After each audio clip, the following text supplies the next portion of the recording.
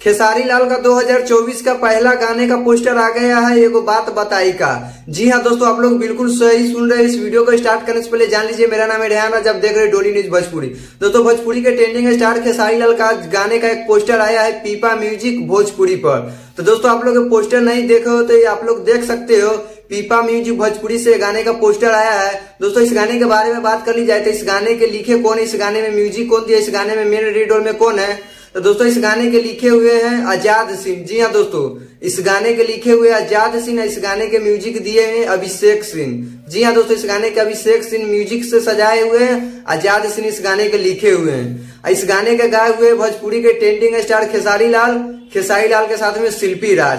जी हाँ, खेसारी लाल के साथ में शिल्पी राज इस गाने को गाए हुए हैं। तो दोस्तों, आप लोग ये गाना सुनने के लिए कितने ज्यादा एक्साइटेड है हमें कमेंट करके बताइएगा कि 2024 का खेसारी लाल का पहला गाने का पोस्टर आया है। तो दोस्तों, आप लोग देख सकते हैं स्क्रीन पर कि खेसारी लाल के गाने का पोस्टर रानी एक्ट्रेस के साथ। दोस्तों, इस गाने में मेन लीड रोल में है भोजपुरी के ट्रेंडिंग स्टार खेसारी लाल के साथ में रानी एक्ट्रेस। जी हाँ दोस्तों, खेसारी लाल के साथ में रानी एक्ट्रेस इस गाने में नजर आएंगे।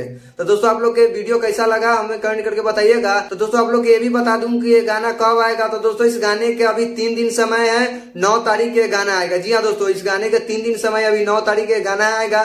तो दोस्तों, इस गाने के सुनने के लिए कितने ज्यादा एक्साइटेड कमेंट करके बताइएगा। इस गाने का हो सके तो कल शाम तक इस गाने का टीजर आएगा। जी हाँ दोस्तों, कल शाम तक इस गाने का टीजर आएगा। 9 तारीख को फाइनली इस गाने का टाइम आ गया है, 9 तारीख का ये गाना रिलीज होगा।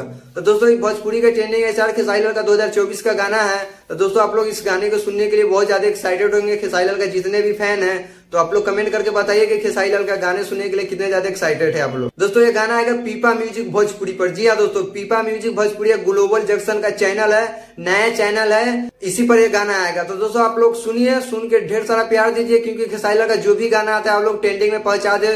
नया चैनल रहे, पुराना चैनल रहे, कोई सा भी चैनल पर आता है तो आप लोग इस गाने को ट्रेंडिंग में पहुंचा देते हो। तो दोस्तों, अभी खेसारी लाल का गाना आया था, तो दोस्तों वो गाना अभी ट्रेंडिंग में 1 नंबर पर है अभी।